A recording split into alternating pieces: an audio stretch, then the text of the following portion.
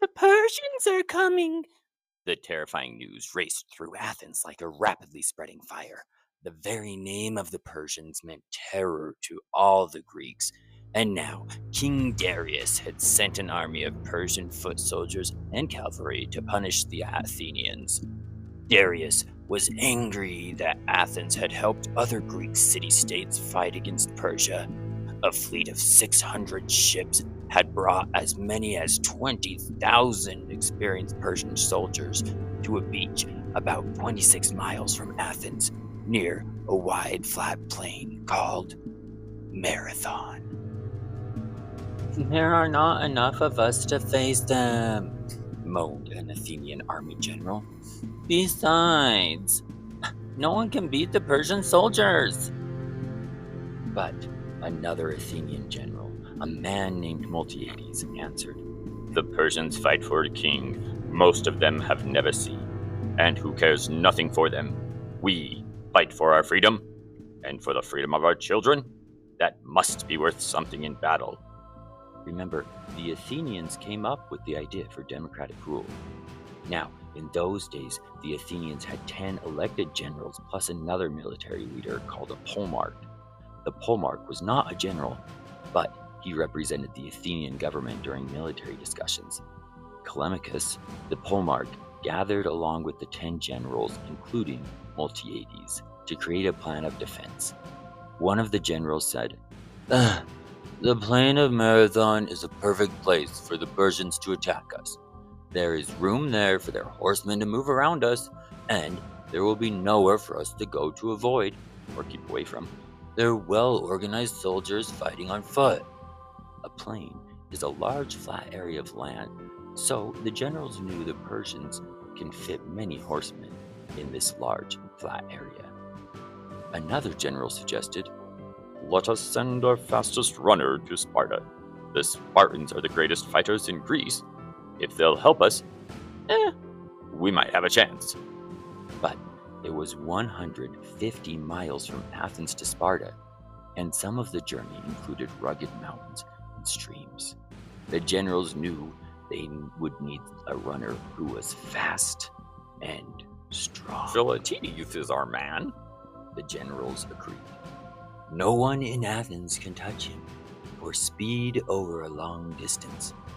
So, they sent swift-footed Philoctetes to call on the Spartans for help. Then the generals called together all 10,000 Athenian men of fighting age. In every Athenian home, there were tearful goodbyes. At last, the Athenians started off toward the plain of Marathon, about 26 miles away. Meanwhile, the Persians were camped on the beach near the edge of the plain. The Persian commander in charge told his men, We will win such a great victory here for King Darius that the rest of Greece will simply surrender to us. Ha ha ha. The Persians were so confident their commander took no special steps to guard his camp, other than sending the cavalry off on their horsemen to search the area a few times a day. As all this was happening, the strong legs and powerful heart of the Athenian messenger Philoctetes carried him toward Sparta. Philoctetes ran as he had never run before, stopping only a few times to drink from streams or rivers. He ran for almost 3 days until he reached Sparta and the 2 Spartan kings. You must come with your armies at once, or it will be too late, he explained. To his horror, the Spartan kings answered, We can't leave before tomorrow. Sparta's in the middle of a religious holiday honoring the gods, and our law says we must finish before we can leave to fight. The Spartans were celebrating a 9-day festival called Carina to honor Apollo as the protector of their cattle. By then, the battle will be over, and we will have lost, Philoctetes explained. He set out again to carry the news to the Athenians that they would be on their own. As it turned out, this was not true. As the Athenians marched toward Marathon, 1,000 Greeks from another city having heard the news, joined them. Together, the 11,000 Greeks marched over the mountains to the plain of Marathon. As they did so, Philoctetes arrived to say, "The Spartans cannot help us." The generals were horrified. "The Persian army is much bigger than ours, with many more soldiers," one pointed out fearfully. "We should surrender and beg for mercy," cried a second. Mercy is an act of compassion or kindness.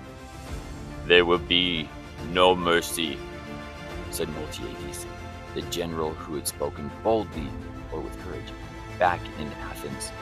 "The Persians are here because we helped other Greeks strike back against them. The Persians will not stop until they have destroyed us." Luck was with them. The Persian commander had sent his cavalry off again to make sure no other Greek armies were approaching. While the horsemen were away, the Greeks spread out in a wide line. The Greek generals purposefully, or with deliberate planning, put more men at either end of their wide line, leaving the middle as the weakest part. Then, shouting a loud battle cry, the Greeks charged. The Persians were startled. No one had ever run toward them. Nevertheless, they moved forward toward the Greeks. "Look how weak these fools have left their middle," laughed the Persian leader. But the laugh was on him, for just as the Greeks had planned, the Persians moved toward the middle first and pushed back the Greek line, but then the stronger Greek forces on the edges circled around and attacked from the sides, catching the Persians between them. The Persians, confused and unable to defend themselves, turned and ran to their ships, with the Greeks hot on their heels. In fact, the Greeks captured 7 Persian ships before the Persians could ever reach them. The other Persians sailed away. "We have beaten the mighty Persians," the Greeks told one another in amazement or surprise. Then they remembered their families, waiting for news at home. Legend says that Philoctetes proudly volunteered. "I shall carry the news." He set out again, leaving the scene of the battle at Marathon. And as he reached the gates of Athens, the people gathered around him.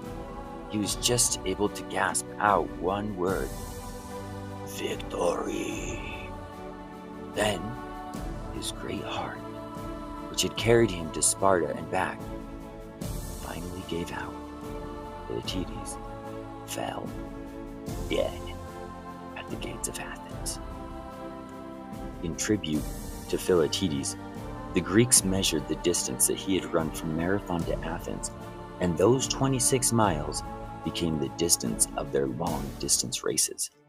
A tribute is a gift or compliment that's given to honor or remember the contributions of a particular person or group. And this is why today we call a long-distance race a marathon, in memory of Philoctetes and all those who fought for freedom on the plains of Marathon. Today, the word marathon can mean a 26-mile race, or any long-distance race, or even an endurance contest.